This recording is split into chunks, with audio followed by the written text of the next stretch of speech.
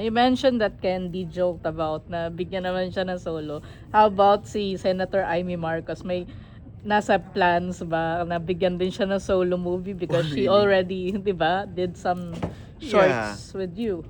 Well, just like what I've said, Viva's trying to cleanse me politically. I mean, my contract with Viva is exclusively for entertainment, and I told my producers in Viva that I'll refrain from doing politically motivated movies until Inday comes forward 2028.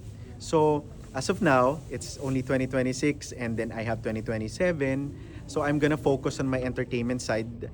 I'll try my best not to be political, but hindi ko talaga napipigilan sa social media. So feeling ko kapag nakapirma ako ng kontrata, another demanda na naman yun. So I'm just telling my bosses na please bear with me. I'm trying to keep myself out of politics whenever there's a movie coming out. But, I'm just blessed with very understanding bosses and co-artists. Kagaya ni Kim and Gerald, hindi naman namin sinishare ang same political view, but they're very supportive of my craft.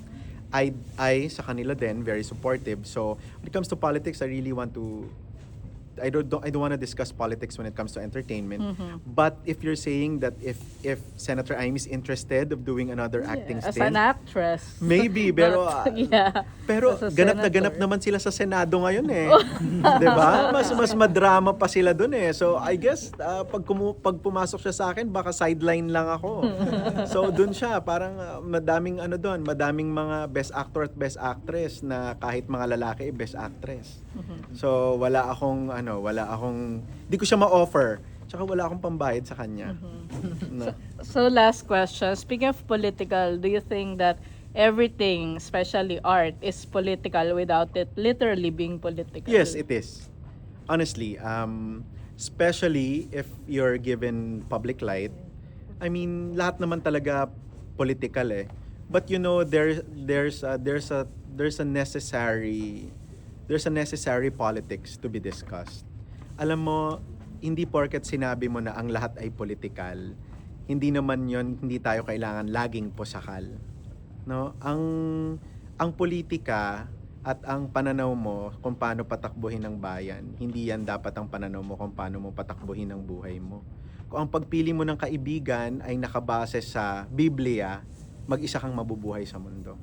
No, naniniwala ako na ang mga taong namimili ng makakausap, makakasama, at makakaagapay sa buhay, pag binabase nila kung sino ang gusto nilang mamuno sa Pilipinas, hindi na tayo mabubuo kahit maglapit-lapit pa yung isla sa bansa natin.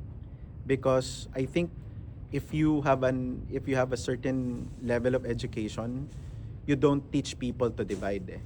You get a certain point where you can become united and then you discuss it healthily.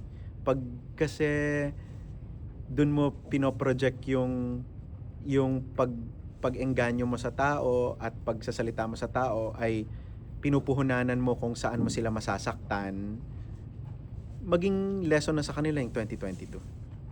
No, I'm talking about the Pinks. No? So, I think it's better na kagaya ng mga kaibigan ko na Pinks din naman, hindi sila ganun eh. Well, hindi ko naman nilalahat. No? But ako, sa akin lang, if you try to understand the pulse of the people, that's why Viva got me as a director, because they said, I hear and I feel what the masses are feeling and hearing. So I guess that's a good gauge to actually not to hurt people in the other side, but get a chance and a platform to convince them to whatever you want to convince them for. Sorry, last na. Ito, speaking of pulse of the people, ang masasabi natin isang social media family na nakakaintindi ng pulse ng mga tao ay ang Toro family. Yeah. Naisip mo bang mag-collab with Toro family din? Parang feeling ko Tony sobrang Fowler. balahura namin kung magsasama kami ni Tone. Baka wala nang manood, baka kung may R80 yan. No? Baka pang matandaan na talaga ng sobra. But I saw them watch Jowa Ball, the Toro family, sila Mami Oni. Tapos Nandun ba si Payen nun? hindi ko pa di Ayun, ko na nandun pa si Paye. nandun pa siya noon. Okay pa sila. Tapos we also got the chance to, they also watched made in Malacanang. So, I think they're gonna watch this because Malupiton is their friend also. So, I'm counting on, baka ma-misquote na naman ako, I'm not saying that vlogging or content creators or influencers are the new traditional media. I'm just saying that they are as powerful, they are as helpful when it comes to promoting. And I came from this industry also, content creation. So I have this confidence in them that they can be of help sa success ng kahit anong pelikula. So I'm rooting for them. Kung gusto ni Mami Oni gumawa ng pelikula, meron pa ba siyang ipapakita? Yun na lang yung gusto kong itanong sa kanya, parang napakita niya na lahat. Pero Tony's really a good subject. So tignan natin. Okay, thank you. Thank po, you, everybody. guys. Maraming Itong salamat lab mo, po. yung Pepsi Paloma ba may papalabas ba? Hindi ko alam. Can't talk about it. Hindi siya sa Viva. Thank you, guys. Crossover to film. Yeah. So Daryl, no, Interview. sa Red, of course we know naman Reddit, di ba? It's also one of the, di ba, means of parang forum ng mga Yeah. tao. So sa Reddit kasi may issue about different kinds of abuse in the theater na recently, actually kahapon lang na brought to fore ulit kasi nga nabanggit, specifically nabanggit ng radar yung sa Barefoot Theater, kaya na bring about uli yung thread. So I guess they have any comment regarding that, like what should be parang ano yung alternative way, or is that the best way kung may abuse talaga sa theater, do it sa forums sa or do it directly and accuse the person, drop names, and may risk na magkakaso. I guess theater naman is not an exception. I mean, in the society, not only in one sector or in one industry, I think if there's abuse, it has to be confronted agad.